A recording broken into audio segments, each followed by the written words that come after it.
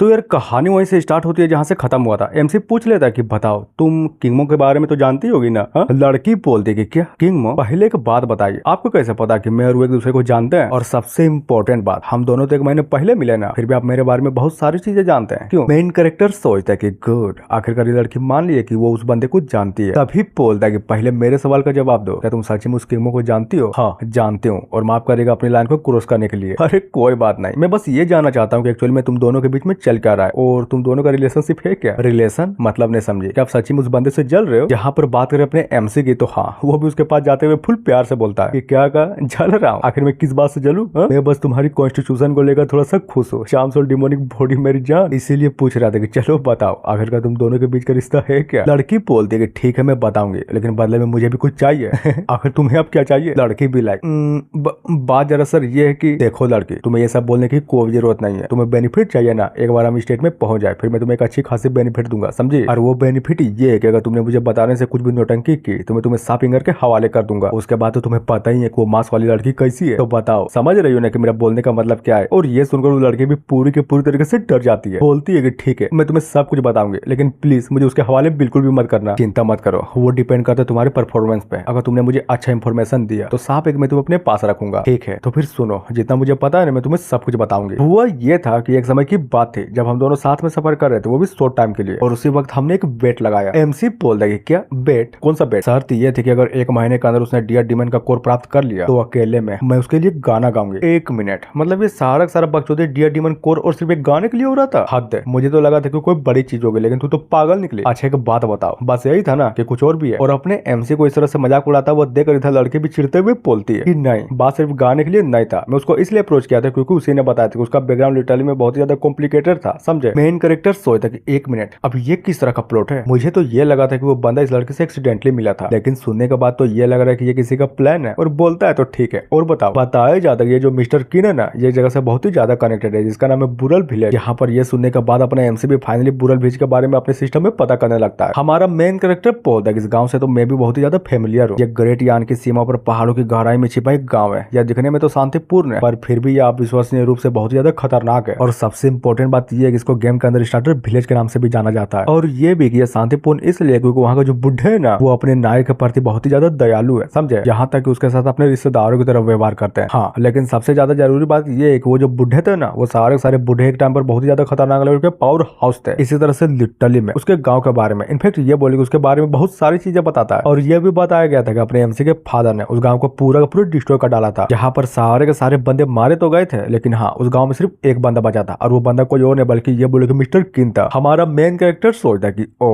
अब जाकर पता चला कि यह बंदा मेरे बाप के प्रति इतना दुश्मनी भड़क क्यों है। सही है यार, अब इसके गांव को खत्म कर डाला, इसके परिवार को खत्म कर डाला, और जंग में सिर्फ यही बंदा बचा, तो जाहिर सी बात है कि ये अपना बदला तो लेगा ही ना। और ये सोचकर अपने एमसी अपने सिस्टम में और भी बहुत सारी चीजें देखे जा रहा था, जिसको इस तरह से मगन में होता हुआ देखकर ये लड़की भी पूरी की पूरी तरीके से कंफ्यूज थी। मेन कैरेक्टर बोलता है कि पहला classic king road hot blooded route, दूसरा एक ऐसा अंगूठी जिसमें एक बुढ़ा हो जो हर बार सही रास्ता दिखाए, और एट द एंड फॉरबिडन यानी कि डुअल कल्टीवेशन वाला कल्टीवेशन इन यंग आर्ट। अगर पहला और तीसरा रास्ता वो तो कोई बात नहीं, मैं मिस्टर किन को बड़ी आसानी से ढूंढ लूंगा, और यहाँ तक अपने बॉडीगार्ड झाव से बोलकर उसको मरवा भी डालूंगा। पर सबसे बड़ी दिक्कत की बात है दूसरा, अगर सच में उसके रिंग में कोई बुढ़ा हुआ ना, तो माँ कसम मैं अपने कितना भी दम क्यों ना लगा दूं, उस मिस्टर किन को बिल्कुल भी नहीं मार सकता। सोचना होगा मुझे कुछ ना कुछ तो जरूर सोचना होगा। और अपने एमसी को इस तरह से परेशान होता हुआ देखकर लड़की बोलते कि यंग मास्टर है क्या हुआ, आखिर तुम इतनी डरी क्यों हो? तभी बताती है कि मैंने शैडो गार्ड के रेपुटेशन के बारे में बहुत सारी चीजें सुनी है, और यहाँ तक कि ये भी सुना है कि उनका मेथड बहुत ही ज्यादा क्रूअल होता है। हाँ तो फिर इसमें डरने की क्या बात है? अच्छा छोड़ो वो सब, आखिरी सवाल, और मैं ये चाहता हूँ कि सवाल का जवाब तू बहुत ही अच्छे तरीके से दो। चलो ये बताओ कि एक्चुअली में मिस्टर किन का अल्टीमेट गोल है क्या? कहीं ऐसा तो नहीं ना कि तुम मेरे पास आई हो, ये भी उसका एक चाल है ताकि तुम मुझे अच्छे से मैनिपुलेट कर सको। इधर लड़की भी अपने एमसी की बातों सुनकर पहले तो चौंकती है, और अचानक से दूसरे पल हंसते हुए बोलती है कि मैनिपुलेट, वो भी आपको?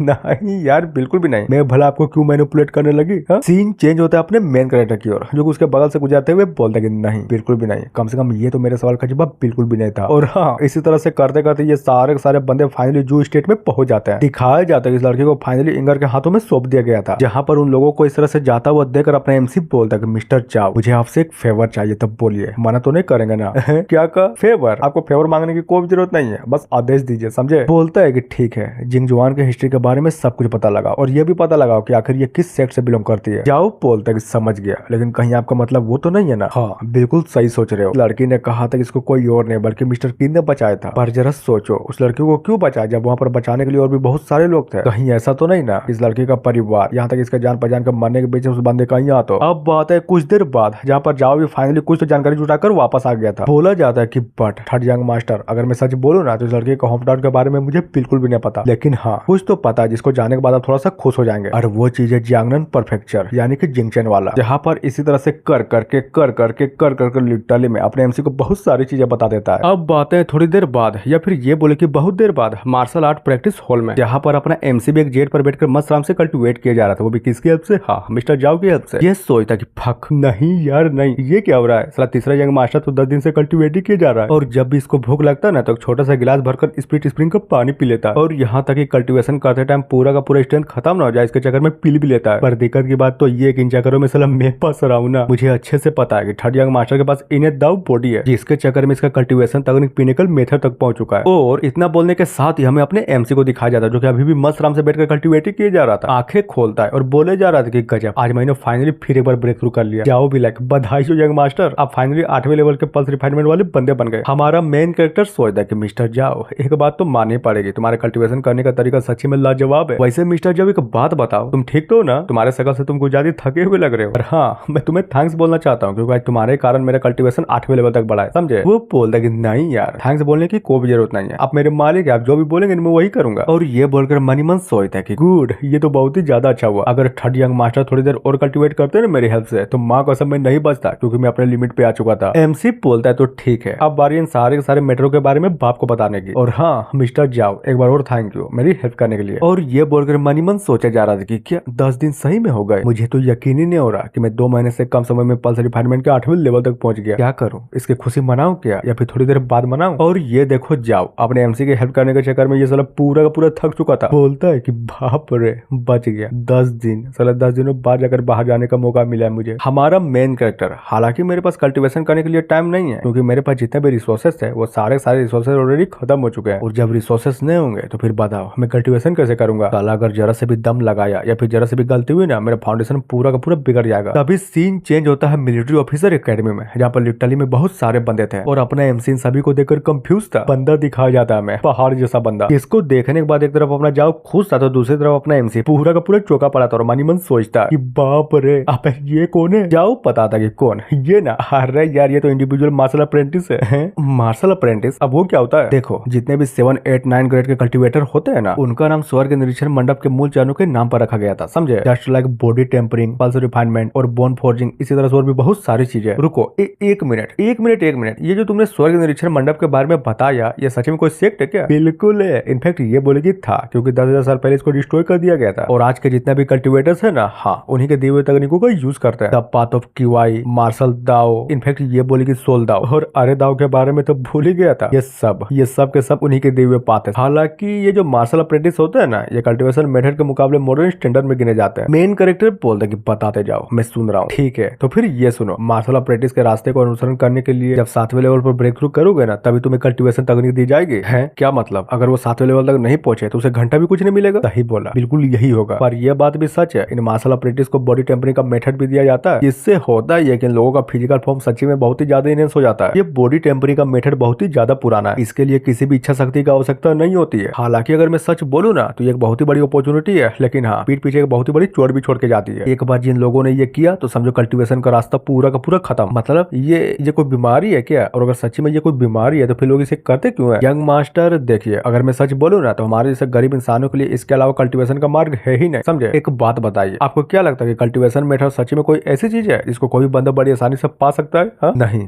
बिल्कुल भी नहीं, और कम से कम हमारे जैसे गरीब इंसान तो बिल्कुल भी नहीं। मिस्टर जाओ मुझे ऐसे क्यों लग रहा है जैसे कि आपके दिल में छुपे हुए कुछ राज हो। क्या कहा आपने?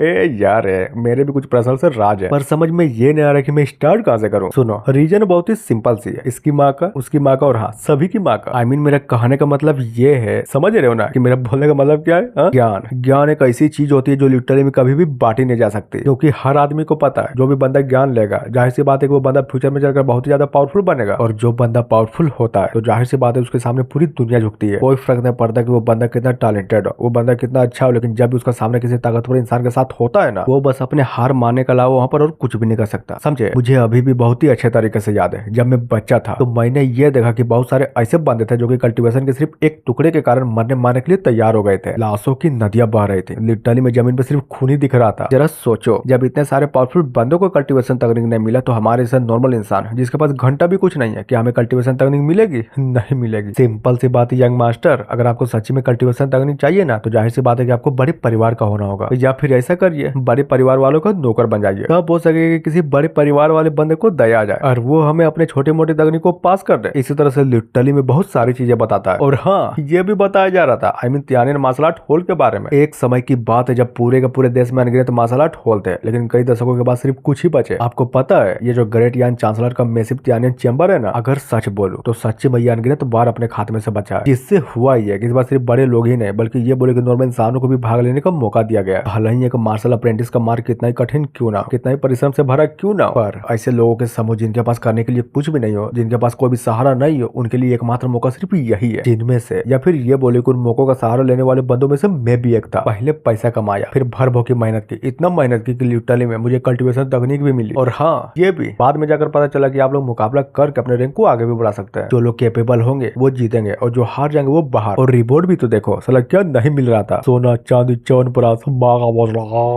दारू का बोतल भी। मैंने भी मुकाबला किया, पहले एक जीता, फिर दूसरा जीता, फिर तीसरा जीता और इसी तरह से कर करके लिटरली में बहुत सारे बंदों को हराया। क्या लगा था कि मुझे चोट नहीं लगी थी, बल्कि ये बोले कि मुझे बहुत ज्यादा चोट लगी पड़ी थी। हमारा मेन कैरेक्टर भी जाओ की बात सुनकर मन ही मन सोचता कि बाप रे, मतलब इस बंदे ने सच्ची में इतना स्ट्रगल किया। मानना पड़ेगा, अगर इसके जगह पर कोई बंदा होता ना, या फिर ये बोले कि अगर मैं भी होता तो मैं भी कब का हार मान गया होता। एक मिनट, जब ये मार्शल अप्रेंटिस बनना इतना मुश्किल बात है तो फिर बताओ ये ब्लैक स्केल का गार्ड बनना कितना मुश्किल होगा।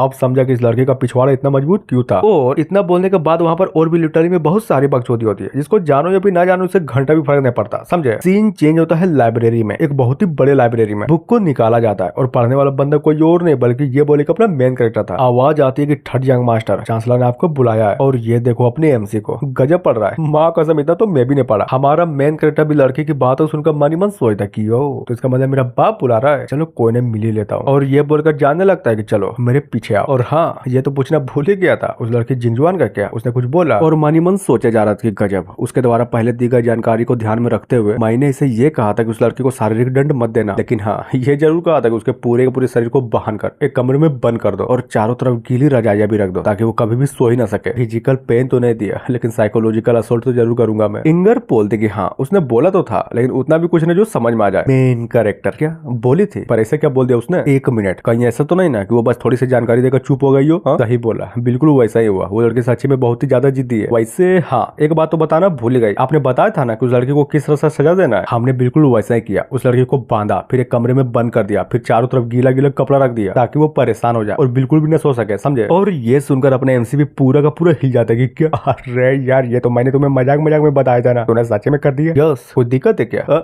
दिक्कत? अरे अरे नहीं यार कोई दिक्कत नहीं है। और सोचता कि बाप रे, वो लड़के अकेले में 10 दिनों तक एक ही कमरे में बंद थी, वो भी बंद ही पड़ी। चल क्या रहा है यहाँ पर, मैं जो मजाक में बोल रहा हूँ ना, माँ कसम वो भी सच हो जा रहा है। फिर बोल देगा अच्छा वो सब छोड़ो और ये बताओ, तुमने अभी जस्ट बोला था ना कि तुम स्टेट से बाहर गई थी, तो फिर ये बताओ कि आखिर गई क्यों थी? वो बोलते कि मैं गई थी कुछ इन्वेस्टिगेट करने, आई मीन मिस्टर किन के बारे में। और ये सुनकर अपने एमसी भी चौंक जाता है। बोलता है क्या ये वही मिस्टर किन है जिसके बारे में मैं बोल रहा था? अगर सच में कुछ पता चला तो जल्दी बताओ, मुझे जानना है। जहाँ पर बात करे इंगर की, तो वो भी अपने एमसी की बातों सुनकर उसको पूरा का पूरा इग्नोर मार देती है। और ये देखकर एमसी की सटक जाती है और मनी मन सोचे जा रहा था कि धात तेरे की, ये कमीनी, ये कभी भी मेरी बातों को सीधी से जवाब ही नहीं देती और इसमें सारी की सारी गलती मेरे भाई की है और किसी की भी नहीं। क्या करूं, मेरे हाथ में कुछ भी नहीं है। अगर इस लड़की को मुझे सच्ची में सुधारने का मौका मिलता ना, तो अब तक तो मैं इस लड़की को ले लेता। अब बात है थोड़ी देर बाद हमें एक बहुत ही बड़े पवेलियन टाइप की एक जगह को दिखाया जाता है। मेन कैरेक्टर बोलता है कि मैं चाहे कितने भी कोशिश कर लूं, मैं चाहे कुछ भी क्यों ना कर लूं, मुझे इस जगह पर कभी भी प्रवेश की एंट्री मिलती ही नहीं। यानी कि अगर मुझे कभी भी यहाँ पर एंट्री चाहिए ना, तो जाहिर सी बात है या तो मुझे मेरा बाप बुलाएगा या फिर मुझे मेरा बड़का भाई बुलाएगा, तभी मुझे यहाँ पर एंट्री मिलती है। और हाँ, जैसा कि मैंने कहा था, मैं अभी इसके अंदर हूँ, तो जाहिर सी बात है कि मेरा बाप बुलाया था मुझे। बोला जाता कि फादर क्या आपने मुझे बुलाया था? तभी आवाज आती कि हाँ मैंने तुम्हें बुलाया था, लेकिन इतना लेट कैसे हो गए? हमारा मेन कैरेक्टर पूछता है कि फादर मैंने सही काम तो किया ना? अंदर से आवाज आती कि हाँ तुमने बिल्कुल सही किया। जिसकी बातों को सुनकर अपना एमसी भी मनी मन सोचता है, तो अगर मैंने सही काम कर दिया तो कि मेरा बाप मुझे यहाँ पर बुलाए क्यों? तभी बताता है एक और बात कि आपको पता है कि मैंने 8वें लेवल पर ब्रेक थ्रू कर लिया। बाप बोलता है कि वो तो मुझे दिख ही रहा है, तुमने बहुत ही अच्छा काम किया मेरे बेटे। और तुम्हारे भाई से मैंने ये सुना है कि तुम्हारा कॉन्स्टिट्यूशन भी बहुत ज्यादा स्ट्रॉन्ग है। तो मैंने सही बोला ना? क्या का स्ट्रॉन्ग? अजी घंटा, मैं तो ये बोलूंगा कि मेरा कॉन्स्टिट्यूशन बस एवरेज है और कुछ भी नहीं। आई मीन मेरा बोलने का मतलब मतलब ये है कि ये तो बस एक छोटा मोटा सा इनर दाव बॉडी है ना। और ये जानकर अपने एमसी कितना मासूम और कितना भोला है, उसकी बाप की हंसी रुकी नहीं पाती, लेकिन क्या बहुत ही मुश्किल से अपने हंसी को दबा कर रखता है। बाप बोलता है कि छोड़ो वो सब, सबसे अच्छी बात तो ये हुई कि तुम कल्टीवेशन करने में सक्षम हो गए। अब बस तुम्हें करना ये है कि जितनी जल्दी हो सके तुम अपनी पावर को बढ़ाओ, चाहो तो पिल्स का भी यूज कर सकते हो, समझ गए ना। हमारा मेन कैरेक्टर फादर, मुझे एक और बात बतानी है, आपको शायद नहीं पता होगा लेकिन मेरा जो कल्टीवेशन स्पीड बढ़ा है ना, वो किसी और की वजह से नहीं बल्कि ये बोलो कि मिस्टर जाओ की वजह से। उसका कल्टीवेशन तकनीक लिटरली में मेरे कल्टीवेशन तकनीक में बहुत ही ज्यादा सीट करता है। बाप भी लाइक कौन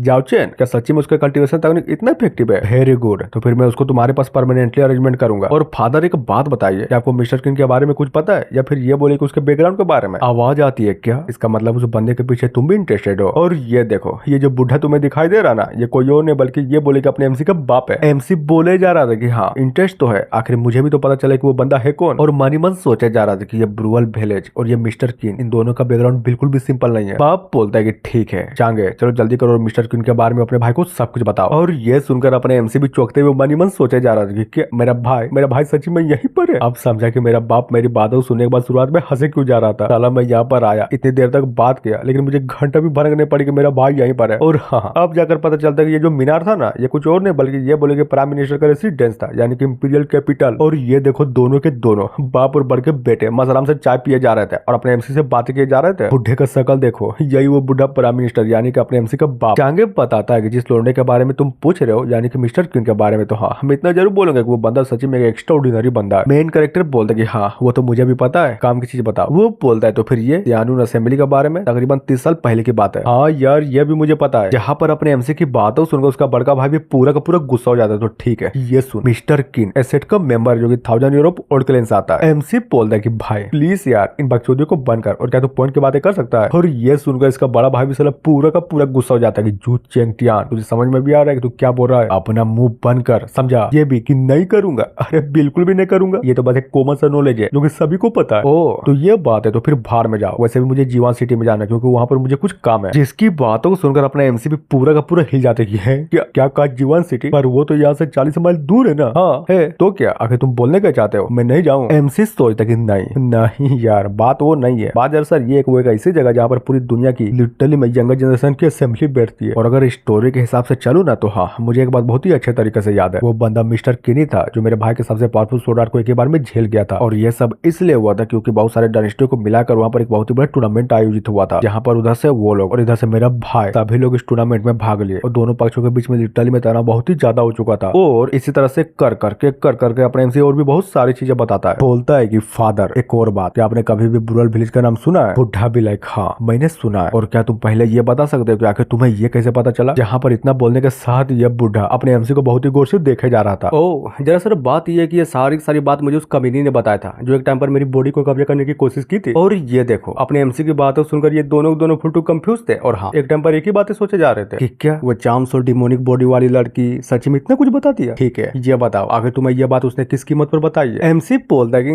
बात दरअसल ये है कि मैं उसके लवर के बारे में बहुत ही अच्छे तरीके से जानता हूँ। आप भी लाइक एक मिनट, कहीं वो बंदा कहीं वो लवर मिस्टर किंग तो नहीं? जिसकी बातों को सुनकर अपने एमसी भी पूरा का पूरा चौंक जाता है और बोले जा रहा था कि फादर ये गलत बात है, सच में ये बहुत ही बड़ी गलत बात है। नहीं बताइए आखिर कौन सा बाप अपने बेटे की जासूसी करता है? बच्चे मैं जासूसी नहीं कर रहा था, अब तुमसे पहले मुझे ये खबर मिल जाएगी उसमें मेरी थोड़ी ना गलती है। मेन कैरेक्टर बोलता है कि हाँ तो क्या हुआ, लेकिन ये फिर भी गलत बात है। आखिर कौन था वो कमीना जिसने इतने बड़े राज को मुझसे पहले आपके पास पहुंचा दिया? तभी आवाज आती है कि मैं था। क्यों कुछ दिक्कत है क्या? और जैसा ही पता चलता है ना इसको कि राज का पर्दाफाश करने वाले कोई और नहीं बल्कि ये बोले किसी का बड़ा भाई था, तो ये भी साला पूरा का पूरा डर जाता है कि नहीं कोई दिक्कत नहीं है। और बताने लगता है कि पूरी बात ये है कि मुझे वेंगचिंग नाम का एक बहुत ही बड़ा दलाल मिला था। उसने मुझे कहा था कि ये जो जिंगजुआन है ना ये एक देवी की तरह सुंदर थी, बट जब जांच पड़ताल हुआ तो ये पता चला कि उसका एक किंगमो नाम का प्रेमी था। और सबसे इम्पोर्टेंट बात ये है कि वो वही था जो इस लड़की जिंगजुआन को ढूंढने के लिए बाहर निकलने वाला था। पर नसीब तो देखो, जैसे मैं इसे ढूंढ पाता उससे पहले तो ये लड़की ही मुझे ढूंढ ली, या फिर ये बोले कि सीधे मेरे दरवाजे पर ही पहुंच गई। और मनी मन सोचा जा रहा था कि वेंगचेन तुम्हारा नसीब सच्ची में बहुत ही ज्यादा खराब था जो 2 महीने पहले मेरे बड़े भाई से उलझ गए। लेकिन कोई नहीं, भगवान करे कि तुम्हारी आत्मा को शांति हो। बाप बोलता है कि बच्चे तुम जो ब्रूअल विलेज के बारे में पूछ रहे हो पहले ये बताओ क्या किंग का उस गांव से कोई लेना देना है क्या? हमारा मेन कैरेक्टर बोलता है कि हाँ लेना देना है, बल्कि ये बोले कि बहुत ही ज्यादा बड़ा लेना देना है। और इसी तरह से लिटरली मेकअप कर अपने बाप को सारी चीजें बता देता है जो कि अपने एमसी जानता था। और हाँ फाइनली अब जाकर वॉइस ट्रांसमिशन का सारा फंडा खत्म होता है। इधर अगर बात करें बाप की तो वो भी फुल एटीट्यूड में अपने बड़के बेटे से पूछता है कि चांगे ये बताओ आखिर तुम इसके बारे में क्या सोचते हो? क्या बोलूं, मुझे तो कुछ समझ में ही नहीं आ रहा। जहाँ तक मैं अपने तीसरे भाई को जानता हूँ ना वो बहुत ही बड़ा लीचड़ है, लेकिन आज जब इसके बातों को सुना तो लिटरली में मुझे बहुत ही ज्यादा खुशी हुई। और बोलता है कि आपको पता है डैड, दुनिया में बहुत ही ऐसे कम लोग हैं जो ब्रूअल ब्रिज के बारे में सच्ची में बहुत ही अच्छे तरीके से जानते हैं। एक आदमी कभी भी मिस्टर किंग की उत्पत्ति का सही से पता ही नहीं लगा सकता। आई मीन मेरा बोलने का मतलब ये है कि कहीं ऐसा ना हो कि मेरा भाई उस चाम सोल वाली लड़की का यूज कर कहीं मिस्टर किंग को बाहर तो नहीं निकालना चाहता है ना। अगर ऐसा है तो समझो कि बहुत ही बड़ी दिक्कत हो जाएगी। मेरा तीसरा भाई और यहाँ तक इंगर भी उस लड़के के सामने बिल्कुल भी नहीं टिक सकता। हमें फ्यूचर के बारे में सोचना चाहिए और बंदों को भेजना चाहिए ताकि वो लोग मिलकर मेरे तीसरे भाई और यहाँ तक इंगर की हेल्प कर सके। तो बोलिए क्या बोलते हैं, मंजूर है? और चांगे की बातों सुनकर वो बुढ़ा भी अपने बेटे को बहुत ही गौर से देखे जा रहा था। बोलता है कि नहीं, इतना काफी नहीं है चांगे, तुम जाओ, तुम्हें जिंगजान परफेक्चर में पर्सनली जाना चाहिए, समझे? बट फादर ये भी तो सोचिए, जब मैं ही वहाँ पर चला जाऊंगा तो फिर इंपीरियल कैपिटल का क्या होगा? चिंता मत करो, कुछ भी नहीं होगा। जब से तुमने एंशिएंट एबिस में 7th लाइफ पाइथन को मारा है ना, तब से पता नहीं क्यों चारों तरफ से बहुत ही ज्यादा शांति बनी पड़ी है। और रही सबसे इंपॉर्टेंट बात की, तो अगर हमें किसी के बारे में सोचना है ना तो वो कुछ और नहीं बल्कि ये बोले कि नॉर्थ का वार है। पूरी जंग छिड़ी पड़ी और लगातार बस चारों तरफ तीरों से ही हमला हो जा रहा है। और ये भी तो अच्छी बात है ना, तुमने ही कहा था कि तुम बैठे बैठे बोर हो गए, तो जाओ घूम कर आना। क्या घूम कर आऊं? कहीं मेरे डैड का कहने का मतलब ये तो नहीं ना कि मैं पहले जाकर उन सभी को मार डालूं? और फाइनली बोल देता है तो ठीक है, जैसा कि डैड ने बोला, मैं बहुत ही जल्द जिंगजान परफेक्चर के लिए निकलूंगा। गुड,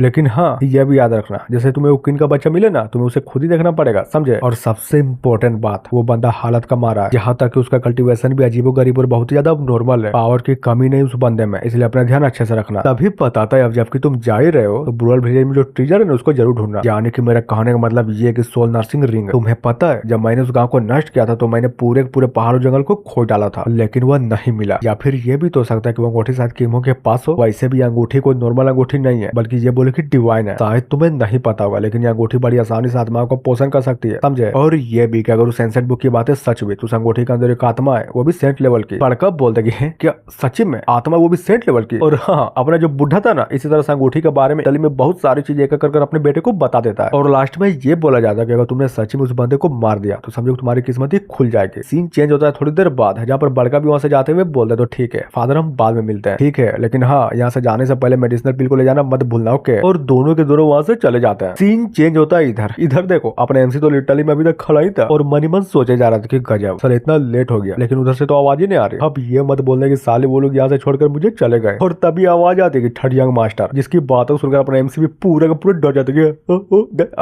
मैंने कुछ नहीं बोला और ये आवाज इस लड़की की थी। बोलती है कि क्या हुआ यंग मास्टर, तुम्हें नहीं पता क्या कि तुम्हारा बाप यहाँ पास ऑलरेडी चला गया? एक मिनट, अब ये मत बोलने कि तुम्हें अपने बाप से कुछ और बातें भी बोलनी थी। एमसी सोचता कि धत तेरे की, इसका मतलब पीछे से आवाज देने वाली ये कमीनी थी। कसम साला मैं तो बहुत ही ज्यादा डर गया था। और तभी अचानक से चिल्लाने लगता है तेरी माँ का, एक बात मेरी बातों को कान खोल के सुन ले, चाहे कुछ भी हो जाए, कुछ भी, मैं मर भी क्यों ना जाऊं, लेकिन पीछे से बिल्कुल भी आवाज मत देना। तुम्हें पता भी है मैं बहुत ही ज्यादा डर गया था। इंगर बोलते कि ओ तो ये बात है, ठीक है। सीन चेंज होता है मेन कैरेक्टर की ओर, जो कि वहां से जाते हुए बोलता है तो ठीक है, अब जबकि यहाँ पर बात करने के लिए कुछ है ही नहीं तो मैं यहाँ से चला। बुढ़ा बोलता है कि रुको रुको, आ रहा यार रुको। मेन कैरेक्टर क्या, अब ये बुढ़ा मुझे क्यों रोकना चाहता है? देखने से तो ये बुढ़ा बहुत ही ज्यादा कमजोर लग रहा है, लेकिन इसका अथॉरिटी लिटरली में लाजवाब है। और बोलता है कि मास्टर ली चलो बताओ आखिर तुम मेरे पास क्यों आए? बात दरअसल ये है कि आपने पिछले कुछ दिनों में जो निर्देश दिया था ना कि इंटरनल मैटर्स के बारे में आपको बताऊं, हाँ तो मैं उसी के लिए आया हूँ। ठीक है तो फिर बताओ क्या कहना चाहते हो? इसकी बातों सुनकर वो जो बुढ़ा था ना, वो अपने कपड़ों के अंदर से फाइनली कुछ तो निकालता है और अपने एमसी को दे देता है कि ये लीजिए, मैं इसी के बारे में बोल रहा था। और ये देकर अपने एमसी भी पूरा का पूरा चौंका पड़ा था और देखे जा रहा था वो भी बहुत ही गौर से कि क्या इसमें तो लोग लगी पड़ी है। बुढ़ा बोलता है कि थर्ड यंग मास्टर ये एक सीक्रेट रिपोर्ट है जिसको फोर्सफुली तो बिल्कुल भी नहीं खोला जा सकता, और हाँ अगर जबरदस्ती की तो यहीं पर फट जाएगा, जिससे होगा ये कि आपकी मौत हो जाएगी। ये बात है तो फिर ये भी बताओ कि इसको खोलू कैसे? क्या कहा कैसे खोलू? अरे ये मुझे कैसे पता होगा? वैसे भी मैं कोई ब्लैक स्केल लेवल का गार्ड नहीं हूँ, मैं तो बस इस रिपोर्ट को यहाँ पर देने के लिए आया था, समझ गया। और ये बोलकर लिटरली उस स्क्रोल को इंगर के हवाले कर देता है कि ये लो इसको खोलो, और वही होता है स्क्रोल में लगे फॉर्मेशन को पूरे तरीके से तोड़ देती है और अपने एमसी को फेंकते हुए बोलती है कि